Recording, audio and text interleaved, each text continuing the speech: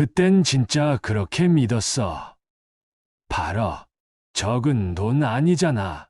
서울 아파트 팔고 차도 정리하고 퇴직금까지 보태면 우리 둘이 살아가는데 문제 없을 줄 알았지. 아내랑 나. 이제 남은 인생은 좀 조용하게 자연 가까이서 살자고 마음먹은 거였어. 도시가 싫어진 것도 아니고 그냥 소박하게 살겠다는 욕심이었어. 근데 지금 나는 하루가 멀다 하고 병원 진료비 내역서를 들여다보며 한숨을 쉬고 있어. 아내는 지병이 악화돼 누워있고 나는 대출 갚느라 일용직이라도 알아보고 다니고. 팔어. 그게 우리를 구해줄 줄 알았는데 이젠 그 돈이 우리 발목을 잡았다는 생각이 들어. 은퇴 후 귀촌, 그 시작은 꿈 같았어. 여보, 우리 여기 살아볼까? 2021년 봄, 전라남도 어느 작은 시골 마을, 산과 논이 둘러싸인 곳에 마당 넓은 구옥 한 채가 매물로 나왔더라고. 서울 아파트 팔면 이 집 사고도 남아요. 리모델링 비용까지도 여유 있어요. 부동산 중개인의 말에 우린 망설이지 않았어. 서울은 숨이 막혔거든. 출근길, 지하철, 경쟁, 속도, 소음, 그 모든 게 너무 지쳤어. 30년 일한 회사에서 퇴직금 받자마자 아내랑 상의도 안 하고 부동산 보러 다닌 거야. 딱 한 달 만에 서울집 정리하고 시골로 이사 내려왔어. 처음엔 진짜 매일 아침이 영화 같았어. 앞산에서 들리는 새소리, 창문 열면 흙냄새, 마당에 핀 꽃들과 키우기 시작한 텃밭. 서울 살 땐 느낄 수 없던 살아있다는 느낌이 있었어. 아내도 활짝 웃었어. 당신 얼굴 좋아졌어. 이제 우리도 좀 살겠다. 그 말을 듣고 나도 웃었지. 8억 중에서 3억은 집과 땅 사는 데 썼고 1억은 리모델링, 가구와 전자제품 싹 새로 들이고도 4억이 남았어. 그 4억을 보면서 앞으로 병원비, 생활비 충분하다 라고 안심했지. 근데 그게 착각이었더라. 처음 한 달은 그야말로 신혼 같았어. 밥도 같이 지어 먹고 아내는 텃밭에서 상추도 따오고 나는 마당 청소하다 허리 아프다고 투덜거리기도 하고 밤엔 둘이 거실에 앉아 막걸리 한 잔씩 기울이면서 그랬지. 우리 너무 잘한 거 아니야? 늙어서도 이렇게 웃을 수 있다니. 그땐 몰랐어. 그 웃음 뒤에 천천히 다가오던 기운을. 첫 번째 이상 신호는 시골 사람들이었어. 우리야 조용히 지내면 되지 뭐. 그렇게 생각했는데 현실은 달랐지. 앞집 할머니는 우리가 출근도 안 하고 맨날 집에 있는 게 못마땅했나 봐. 놀고 먹나 봐요. 그 한마디에 아내는 표정이 굳었어. 이장은 마을 행사 참석, 공동 농약 구입, 하천 청소 참여 같은 걸 은근히 강요했고, 처음엔 웃으며 넘기던 일이 나중엔 부담이 됐지. 우리가 상상했던 조용한 귀촌은 작은 사회의 눈치 싸움이었던 거야. 두 번째 이상 신호는 건강이었어. 처음엔 아내가 허리가 좀 당긴다고 했고, 며칠 지나선 소화가 안 되는 것 같다고 했어. 그땐 별일 아니라고 생각했지. 서울 살 땐 병원도 가까웠고, 정기 검진도 자주 받았으니까. 근데 여기선 병원이 없었어. 있긴 있었지. 보건지소, 진료 시간은 제한적이고 의사도 일주일에 2번만 오는 구조. 그래서 읍내까지 가야 했어. 왕복 2시간. 택시는 잡히지도 않고 시내버스는 하루에 3번. 그렇게 아내의 진료는 미뤄지고 또 미뤄졌어. 조금 쉬면 괜찮아질 거야. 날이 따뜻해지면 나아질 거야. 그런 말로 스스로를 안심시켰지. 그러다 6월 말 아내가 화장실에서 쓰러졌어. 탈수 증세. 그 뒤엔 위염, 장염, 그리고 지속적인 출혈. 그때부터 시골에서 사는 게 이렇게 위험할 수도 있구나 라는 걸 실감했지. 병원에 가야 했어. 근데 어디로? 응급실은 너무 멀었고 지회 종합병원은 예약이 꽉 찼고 차를 끌고 나 혼자 운전하자니 내 허리도 못 믿겠고 결국 이웃 아저씨한테 부탁해서 밤에 응급실에 데려갔어. 그날 병원에서 받은 진단은 궤양성 대장염, 만성 질환이고 지속적인 치료가 필요하대. 그날 병원비가 처음으로 우리 예산의 균열을 냈어. 검사비, 약값, 응급이송 비용까지 120만 원. 별일 아니라고 그렇게 생각했지. 하지만 그게 첫 장벽이었어. 그날 이후 모든 게 달라졌어. 아내가 병원에 다니기 시작하면서 우리 생활은 완전히 바뀌었어. 서울에 살 땐 의사에게 뭔가 이상하다고만 말하면 다음 날엔 검사 받고 그 다음 날엔 약 타고 그랬는데 여긴 아니더라. 예약이 꽉 찼습니다. 의사 선생님은 수요일만 계십니다. 검사는 다음 달로 미뤄야 합니다. 그 말이 익숙해질수록 우리는 점점 작아졌어. 아내는 점점 누워있는 시간이 늘었고 나는 매일 읍내 병원 왕복 2시간을 고민했지. 운전을 하면 허리가 아팠고 택시는 오지 않았고 이웃에 부탁하는 것도 자존심이 상했어. 그러다 보니 자연스레 진료 시기를 놓치게 돼. 그냥 좀 더 쉬면 낫겠지. 몸살이겠지. 위험은 워낙 흔하니까. 그렇게 넘긴 한 달 후 의사는 말했어. 이 정도면 진짜 큰 병원으로 옮겼어야 했습니다. 그날 아내는 휠체어를 탔어. 몸만 고립된 게 아니었어. 사람들과의 관계도 서서히 멀어졌어. 초반엔 친절했던 이장님이 요즘은 인사도 제대로 안 해. 우리 모임에도 잘 안 나오고 하천 정비날엔 얼굴이 안 보인다고 마을 게시판에 이름을 적더라. 귀촌해놓고 협조 안 한다. 도시 사람들은 자기밖에 몰라. 그런 말이 우리 부부를 향한 비난이라는 걸 못 느낄 수 없었지. 사람이라는 게 말이야.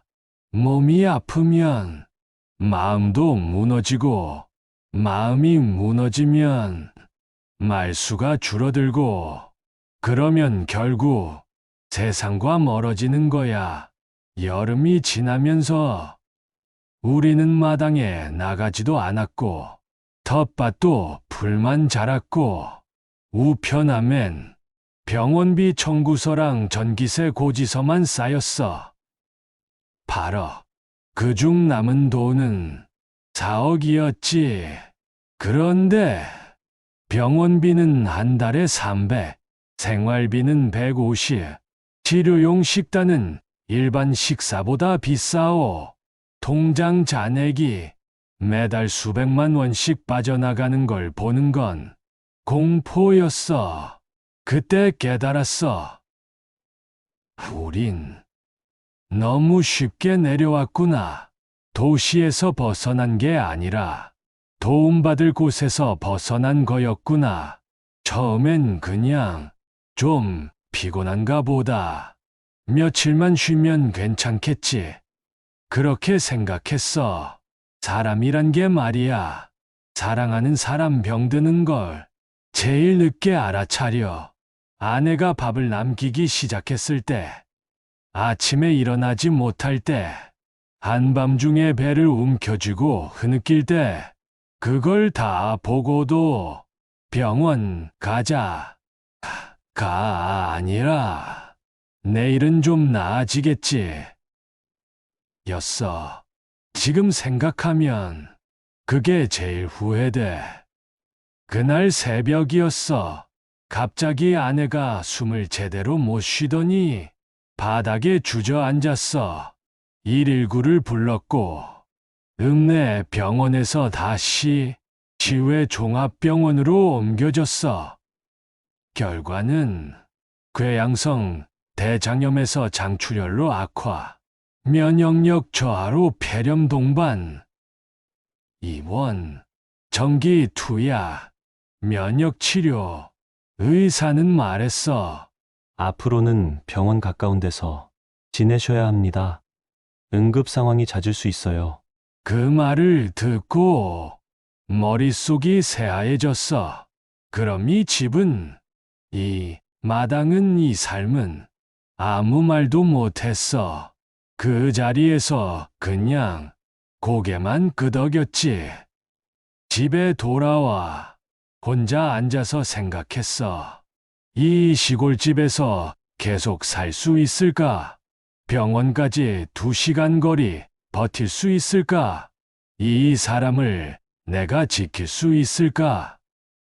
그리고 눈앞에 펼쳐진 통장 잔고를 봤어. 3억 4천. 병원비는 앞으로도 계속 나갈 거고, 재입원, 검사, 약값, 보조기구, 간병인. 이 집을 팔까? 다시 도시로 나갈까? 그런 생각이 들기 시작했지. 그 다음 날, 나는 읍내에서 일용직 구인 전단지를 들고 있었어. 전에는 이 나이에 누가 써줘? 하고 웃었지만, 지금은 몸만 움직일 수 있으면 뭐든 하겠다는 생각이었어. 화물 상하차, 비닐하우스 잡부, 농사철 보조, 인력. 시간당 1만 원 남지. 하루 8시간 해도 8만 원. 그걸로 병원비 하루치도 안 됐지만 그래도 움직여야 했어. 처음 일하러 간 날 같이 일하던 40대 남자가 물었어. 어르신, 어디서 오셨어요? 여기 근처에 살아. 귀촌하셨나 보네. 요즘 그거 진짜 쉽지 않죠? 그 말이 귀에 오래 남았어. 진짜 쉽지 않죠. 누가 알았을까? 우리 부부가 이렇게 될 줄. 그날 집에 돌아오니까 아내는 거실에 누워 있었어.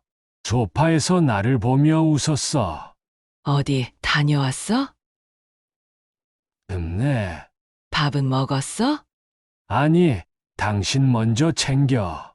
말은 아꼈지만 눈물은 숨기지 못했어. 아내가 병원에서 퇴원하고 집에 돌아왔을 땐 우리 통장엔 3천만 원이 남아 있었어. 아니, 처음엔 그게 꽤 남았다고 생각했지. 당장 급한 건 막았으니 앞으로 조금씩 아끼면 되겠지. 근데 그건 도시에 살아본 사람의 계산이었어. 여기 시골은 접근성이 비용이야. 진료 한 번 가는데 기름값 4만 원. 식사까지 하면 하루에 7만 원. 2주에 한 번 병원 가는 아내. 하루 건너 약 타는 나. 정기검사, 간병도움, 그리고 특수식단. 그렇게 한 달, 2달. 1,800만 원. 우린 그렇게 2달 만에 통장을 반 이상 비웠어. 나는 아내 몰래 서울 살던 지인에게 연락했어. 혹시 급하게 1,000만 원만 빌릴 수 있을까? 상대는 잠시 침묵하더니 그랬지. 미안해. 나도 요즘 힘들어. 그 말이 틀린 말은 아니었지만 그 말 뒤에 들리는 선 긋는 감정은 참 아프더라. 다음은 아들한테 연락했어. 결혼해서 분가한 지 7년. 연락도 드문드문했던 녀석. 아빠가 지금 좀 급하게 병원비가 필요해서. 그래? 근데 우리도 지금 대출 갚느라 이번 달은 조금 빠듯해. 그 말 듣고 전화를 끊는데 갑자기 귀가 울리더라. 난 그날 아버지가 아닌 환자 보호자였어. 아들한테 민폐가 되지 않기 위해 몸을 더 쓰겠다고 다짐했지. 통장은 바닥이었고 나는 마당에 빈 잡초를 보며 생각했어. 이 집을 담보로 맡겨야 하나? 서울 아파트 팔아 얻은 이 집, 우리가 제2의 인생을 꿈꾼 집. 이걸 은행에 담보로 맡긴다는 게 어찌나 서글픈지 은행 창구에서 상담받으며 말했지. 지금 실거주 주택이고 연세도 있으셔서 조건은 좀 불리하십니다. 다만 1금융권 말고 지역 농협 쪽이라면 한번 알아보세요. 그리고 2천만 원 한도, 이율 7.8%, 지푸라기라도 잡는 심정으로 서명했어. 그 사인을 하고 나오는데 문득 이런 생각이 들더라. 우린 은퇴가 아니라 생존을 시작했구나. 그날 밤 아내는 나를 보며 그랬어. 요즘 당신 얼굴이 예전 같지 않아. 나는 웃으면서 말했지. 당신이 옆에 있으니까 그걸로 됐어. 근데 말이야, 그 말은 거짓말이었어. 그땐 너무 무서웠어. 정말로.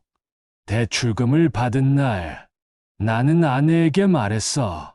우리 이 집 팔까? 아내는 잠시 침묵하다 고개를 들고 나를 봤어. 팔고 어디로 가? 그 질문이 생각보다 무겁게 가슴에 박혔어. 어디로 가? 그 말 한마디에 우린 현실을 마주했지. 서울에 살던 그 집은 벌써 2년 전 다른 사람 손에 넘어갔고, 우린 이 마을 말고는 더 이상 우리 동네라 부를 곳이 없었어. 아들도 형제들도 다 자기 삶이 바빴고 누구 하나 우리의 귀환을 기대하지 않았어. 도시로 돌아간다고 우리처럼 늙고 아픈 사람을 기쁘게 맞아줄 사람이 있을까? 아내의 말에 나는 아무 말도 하지 못했어. 그날 밤 아내가 내 손을 잡았어. 당신은 왜? 나는 고개를 저었지. 아니, 나는 당신이랑 여기 내려온 거 한 번도 후회 안 했어. 그건 거짓말이 아니었어. 후회보다 앞선 감정은 두려움이었으니까. 다음 날부터 우리는 집 안의 짐을 정리하기 시작했어. 팔 수 있는 건 팔고, 버릴 건 버리고, 그리고 부동산에 매물을 올렸어. 시골집 급매, 리모델링 완비, 텃밭 포함, 병원 인접 치역 아님. 거기 쓴 그 마지막 한 줄이 참 씁쓸하더라. 병원 인접 치역 아님. 우린 그 한 줄 때문에 여기서 떠나는 거였으니까. 2달 후 집은 팔렸어. 처음 산 가격보다 6천만 원이나 싸게. 중간에 공실도 있었고, 이장이 우리를 마을 행사에 안 나오던 사람이라고 말하고 다녔다더라. 도시 사람들은 책임감이 없다니까. 그 한마디가 이 시골의 평가였어. 팔고 나서 우린 짐을 싸고 작은 원룸을 구했어. 도시도 아니고 지 외곽 작은 단지. 햇빛도 잘 안 드는 반지하지만 그래도 병원은 걸어서 10분 거리였어. 아내는 말했어. 여기 생각보다 따뜻하다. 나는 아무 말 없이 고개만 끄덕였지. 귀촌은 끝났고 이제부터는 생존이 시작된 거야. 그렇게 생각했어. 나는 요즘 가끔 이불 속에서 조용히 손가락을 세어보곤 해. 내가 이 귀촌에서 잃어버린 것들을 집, 시간, 건강, 사람, 돈, 그리고 자존심. 귀촌은 삶을 다시 짜는 일이었고 나는 그 바느질을 서툴게 했던 것 같아. 실은 헐렁했고 바람도 들었고 끝내는 터져버렸지. 근데 한참 그렇게 손가락으로 이른 걸 세다가 문득 그런 생각이 들었어. 남은 건 뭘까? 아내는 아직 내 옆에 있다. 몸은 약해졌지만 눈빛은 여전하고 가끔 웃을 땐 여전히 처음 만났던 그때 같다. 그리고 나도 아직 살아있다. 비록 막노동은 이제 못하겠지만 아내의 약을 챙기고 장바구니를 들고 다니고 세탁기 앞에서 빨래를 기다릴 수는 있어. 그런 사소한 일상이 이젠 귀하구나. 우리는 많은 걸 잃었지만 완전히 무너지진 않았어. 그게 참 다행이라고 생각해. 요즘은 시니어 복지센터에서 무료 강좌를 들어 명상, 건강관리, 그리고 노년의 돈관리 같은 강의들, 강의실 벽에 이런 문장이 적혀 있었어. 늦게 배운 삶이 진짜 삶일 수 있다. 그 문장을 나는 종이에 써서 냉장고에 붙여놨어. 우리 부부는 다시 무언가를 시작할 순 없지만 남은 삶을 견뎌낼 수 있는 마음은 다시 만들 수 있다고 믿어. 그 믿음 하나로 지금도 하루를 버티고 있어. 사람들은 말하더라. 귀촌 전에 준비를 잘했어야지. 아프면 시골은 안 돼. 병원 가까운데 살아야지. 맞는 말이지. 다 옳은 말이야. 근데 말이야. 그 어떤 준비보다 우리가 미처 챙기지 못한 게 하나 있었어. 관계와 버틸 마음이었어. 도시를 떠나기 전 우린 도시에 지쳐 있었고, 그래서 자연과 고요함이 답인 줄 알았어. 근데 그건 현실이 아니었더라. 정말 필요한 건 아플 때 전화할 수 있는 사람, 같이 병원 가줄 수 있는 이웃, 외로울 때 말 한마디 섞을 수 있는 공간, 그런 사람 사이의 연결이었어. 돈은 있었고, 집도 있었고, 햇살 좋은 마당도 있었지만, 그 모든 게 아플 땐 소용없었어. 우리가 떠난 건 도시가 아니라 도움을 받을 수 있는 울타리였더라. 나는 이제 다시 그 울타리를 찾고 있어. 조금 더 가까운 거리, 조금 더 느린 속도. 그리고 조금 더 함께 살아가는 방식으로 만약 누군가가 은퇴하면 어디로 가고 싶냐고 묻는다면 이제는 이렇게 말할 것 같아. 사람 있는 곳이요. 도움받을 수 있고 도움 줄 수 있는 곳이면 됩니다. 우리 부부는 실패했을까? 글쎄. 돈은 잃었고 집도 잃었지만 그 과정을 통해 진짜 필요한 게 뭔지 알게 됐다면 그건 실패가 아니라 조금 돌아온 거겠지. 지금 내 이야기를 듣고 있는 당신도 귀촌을 꿈꾸고 있다면 묻고 싶어. 당신은 준비되셨나요? 혼자여도 괜찮을 준비 말이죠.